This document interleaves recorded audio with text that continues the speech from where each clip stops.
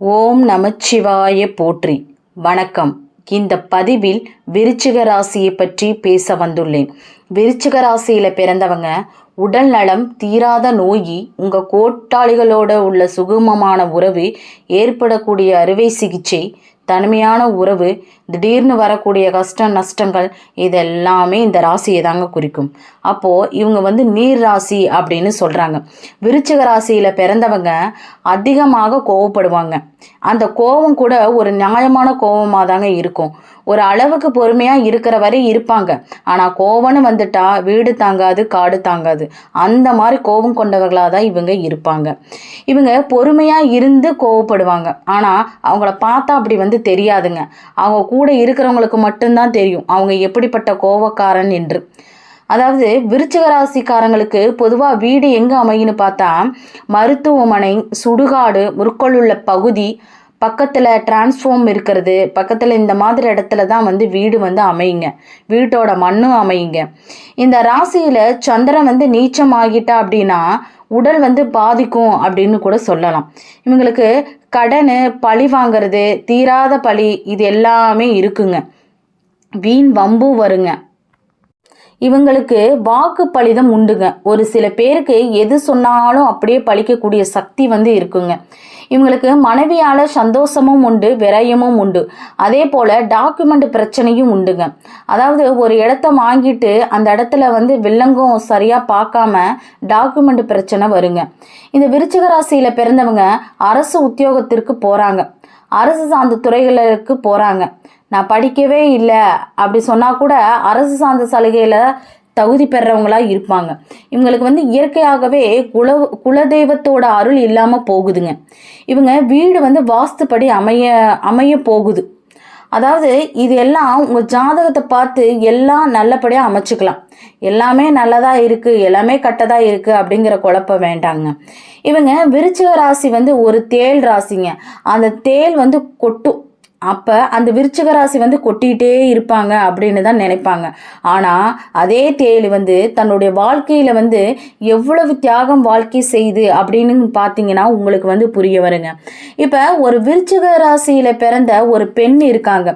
அந்த பெண் கல்யாணம் பண்ணி கொடுத்துட்ட பிறகு எப்படிமா இருக்கிற, உங்கள் வீட்டில் எப்படி வச்சுருக்காங்க, எப்படி உங்கள் வீட்டுக்காரர் இருக்காரு, உங்கள் மாமனார் மாமியார் நாத்தனா நாத்தி இவங்களாம் எப்படி இருக்காங்க அப்படின்னு கேட்டோம்னா எல்லாம் நல்லா வச்சுருக்காங்கம்மா, எனக்கு எந்த குறையும் இல்லை அப்படின்னு சொல்லுவாங்க.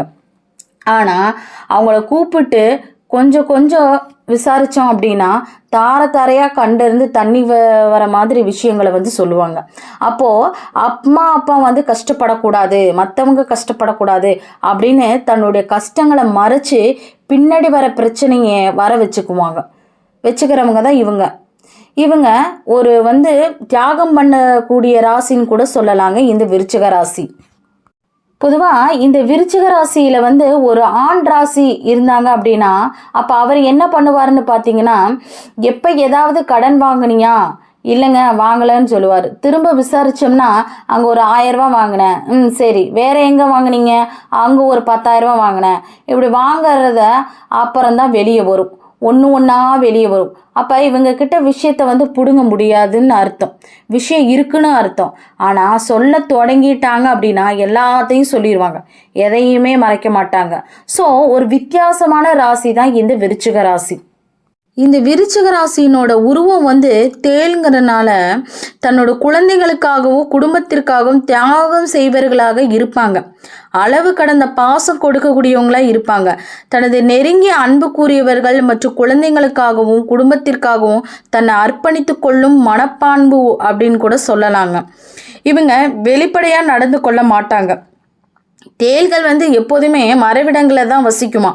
அதே மாதிரி இவங்க மறைந்திருந்து தான் தாக்கு குணமுடையவர்னு கூட சொல்லலாம். இவங்களுக்கு போட்டி, பொறாமை, இந்த மாதிரி குணங்கள் இருக்குங்க. இவங்க 2 தேள்கள் ஒரே இடத்துல வசிக்காது. அப்படி வசித்தாலும் அவை ஒன்றோடு ஒன்று சண்டையிட்டு மடிந்து போகுமா. சிலருக்காக எந்த தியாகத்தையும் செய்ய தயாராக இருப்பாங்களாம். அதாவது இவங்க வந்து சுறுசுறுப்பானவர்கள் அப்படின்னு சொல்லலாம். இவங்களுக்கு வந்து தாய்மை மேலே ரொம்ப பாசமாக இருப்பாங்க, அன்பாகவும் இருப்பாங்க. இவங்க நன்றாக பேசி உரையாடினாலும் தேல் போல சில நேரங்களில் மனதை வந்து கஷ்டப்படுத்த வார்த்தைகளை வந்து பேசி விட்டுருவாங்க. இவங்க வந்து மற்றவங்களிடம் அதிக கவனம் செலுத்துவாங்க. மிகவும் தைரியமானவர்கள் கூட சொல்லலாம், விசுவாசமானவர்கள்னு கூட சொல்லலாம். பிறருக்கு வந்து நன்மை தரக்கூடிய விஷயங்களை தான் இவங்க வந்து செய்வாங்க. சற்று பொறாமை குணம் வந்து இவங்க கிட்ட இருக்குங்க. எந்த ஒரு காரியத்திலுமே சற்று சுயநலமாக தான் இவங்க வந்து யோசிப்பாங்க. இவங்க அதிகாரம் செலுத்துவதில் வல்லவராக இருப்பாங்க. அடிக்கடி கோபம் கொள்வர்களாக இருப்பாங்க. இவங்க எந்த ஒரு செயலை எடுத்தாலும் அந்த செயலை ஒரு நிலையான செயல்பாடு உடையவர்களாக தான் இருப்பாங்க. எந்த ஒரு காரியத்தையும் திட்டமிட்டு செய்பவர்களாக இருப்பாங்க. நிதி விஷயங்களில் முதலீடு செய்வதில் நன்கு ஆராய்ந்து அந்த காரியங்களில் வந்து ஈடுபடுவாங்க. பல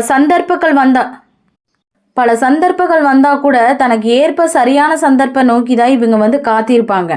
இவங்க நீர் தத்துவத்தை அடிப்படையை கொண்டமையினால அளவு கடந்த உணர்ச்சி வசப்படக்கூடியவங்களாக இருப்பாங்க. தன்னதோட பிள்ளைகளும் குடும்பத்தின் மீது அளவு கடந்த பாசமாக இருப்பாங்க.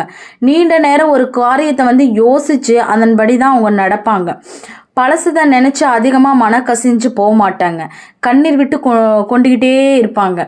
ஏன்னா இவங்க வந்து வீடு வந்து எப்படி அமையுன்னு பார்த்தீங்கன்னா, இவங்க வீடு அப்படின்னா ராசி வந்து வடக்கு திசையை குறிக்கிறதுனால இவங்களுக்கு வீடாகட்டும் இல்லை தொழிற்ஸ்தாபனமாகட்டும், இவங்களுக்கு வந்து வீடு வந்து வடக்கு திசையில் அமர்ந்தா அப்படின்னா இவங்களுக்கு வந்து மிக சிறப்பாக இருக்குங்க. இவங்க வந்து பிராமணர் அமைப்பை சேர்ந்தவங்களாக இருந்தால் மிகவும் சுத்தமானவர்கள் அப்படின்னு சொல்லலாம். இவங்களுக்கு வேதம், ஸ்லோகம், கடவுள் புராணம் தெரிந்தவர்கள், ஆச்சானவர்களாக இருப்பாங்க. தான் இருக்கக்கூடிய இடத்த வந்து எப்போதுமே சுத்தமாக இருக்கணும் அப்படின்னு நினைக்கிறவங்க தான் இந்த விருச்சிக ராசிக்காரங்க. இந்த விருச்சிக ராசியில் பிறந்தவங்க பித்தம் சம்மந்தமான நோய்கள் வருங்க. அதாவது உடம்பு வந்து எப்பயுமே ஹீட்டாக தான் இருக்கும். இவங்களுக்கு சூடு சம்மந்தமான இல்லைன்னா பித்தம் சம்மந்தமான நோய்கள் வரக்கூடியதுக்கு வாய்ப்பு இருக்குதுங்க. இவங்க கார்த்திகை மாதம் அப்படிங்கிறனால கார்த்திகையில் பிறந்தால் சூரியன் வந்து இந்த இடத்துல இருக்குமா. அதனால் தன்னுடைய தந்தைக்குரிய விஷயம், பூர்வத்திற்குரிய விஷயங்கள், இதெல்லாம் முன்னேற்றத்திற்குரிய விஷயங்கள் வந்து மிக சிறப்பாக இருக்குங்க. இவங்களுக்கு வந்து பல சக்கர வாகனத்தில் போகிறதுக்கு அதிக நாட்டம் இருக்கும். வெளியில் பயணிக்க அதிக விரும்புவாங்க. அடிக்கடி தன்னை வெளியிலேயே பயணிக்கணும் அப்படின்னு விரும்புகிறவங்க தாங்க இவங்க அதுலேயே ஆர்வமாக இருப்பாங்க. இவங்க விருச்சிக ராசி மர்ம உரிமை குறிக்கிறதுனால ஜனன உறுப்புகள், ஆசனவாயி, மலத்வாரம், ஆண் உறுப்பு மற்றும் பெண் உறுப்பு சம்பந்தமான உடல் உபாதைகள் அடிக்கடி ஏற்படக்கூடிய வாய்ப்பு இருக்குதுங்க. இந்த விருச்சிக ராசியில் பிறந்தவங்க மனசில் ஏதாவது ஒரு விஷயத்த நினச்சிட்டு குழம்பிக்கிட்டே தான் இருப்பாங்க. மனதில் இருப்பதை வந்து வெளிப்படையாக பேசவும் மாட்டாங்க. அடுத்தவங்களுக்கு உதவிங்கிறது வந்துட்டா முதல்ல நின்று உதவி செய்கிறது இவங்க ஒருத்தராக தாங்க இருப்பாங்க. இவங்க ஒருவருக்கு கெடுதல் செய்ய நினைக்கும் போது அவங்கள பழி வாங்குவதற்கு அஞ்ச கூட மாட்டாங்க. எப்போதுமே சுறுசுறுப்பாக இருப்பாங்க, ஊக்கம் கொண்டவர்களாக இருப்பாங்க. எடுத்த காரியத்தில் திறமை, வெற்றியும் தீவிரமாக நினைப்பாங்க. தைரியம் வந்து அதிகமாக இருக்கும். பயந்த நடங்கு சுவாபம் இருக்காது. எதையுமே நேருக்கு நேராக செயல்படணும் அப்படிங்கிற குணம் தான் இவங்கக்கிட்ட இருக்கும். இவங்க பொதுவாக பெரியவங்களோட வந்து பக்தி, விசுவாசத்துடன் தான் இருப்பாங்க. பரந்த நோக்கத்துடன் இருப்பாங்க.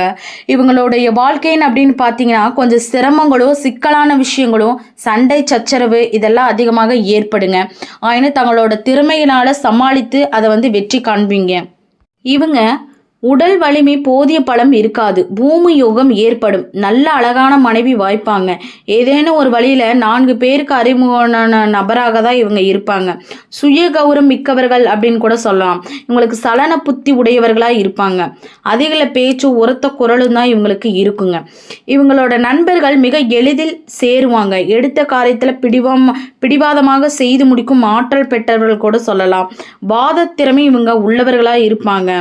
எதிலுமே மனசுல தோன்றியதை வெளிப்படையாக பேசக்கூடியது தாங்க இவங்க பிறரை தாக்கி பேச ஆரம்பிச்சுட்டாங்க அப்படின்னா தேள் கொட்டுவது போல பேச்சு வந்து இருந்துகிட்டே தான் இருக்கும். இவங்க வாழ்க்கை துணையால வருமானம் இருக்குங்க. சகோதர பாசம் உடையவர்கள் அப்படின்னு கூட சொல்லலாம். சகோதரால இவங்களே முதன்மையானவராக இருக்கணும்னு ஆசைப்படுவாங்க. எதையுமே புரிந்து கொள்ளும் தன்மை உடையவர்கள். இவங்களுக்கு தொழில் கல்வியில ஆர்வம் வந்து அதிகமாக இருக்குங்க. இந்த விருச்சிக ராசியில் பிறந்தவங்க அப்போ நீங்கள் எந்த ஒரு கோயிலுக்கு போனாலும் நம்ம அங்கே அபிஷேகம் நடைபெற டைமுக்கு போகிறது ரொம்ப ரொம்ப சிறப்புங்க. ஸோ அபிஷேகத்துக்கு உண்டான பொருட்களை வாங்கி கொடுத்து அபிஷேகம் பண்ணலாம், அல்லது முழு அபிஷேகத்தையும் உங்களோட பொறுப்பில் செய்ய வைக்கலாம். இப்படி அபிஷேகம் அடிக்கடி செய்து வருவதும், அந்த கோயிலில் இருக்கிற குளம் அல்லது ஆறு அல்லது திருச்செந்தூர் கடல்னு போனோம்னா கடல் இப்படி அந்த நீர்நிலைகளை குளிக்கிறதும் ஒரு விதமான பரிகாரம் தான். இறைவனுக்கு அபிஷேகத்துக்கு பொருள் வாங்கி கொடுக்கறதும் அபிஷேகம் செய்யறதும் ஒரு விதமான பரிகாரம் தான். ஸோ இது மாதிரி தொடர்ந்து செஞ்சுக்கிட்டு வந்தீங்கன்னா உங்களோட பிரார்த்தனைகள் அனைத்தும் 100% வெற்றி பெறுங்க. நன்றி, வணக்கம். ஓம் நமச்சிவாய போற்றி.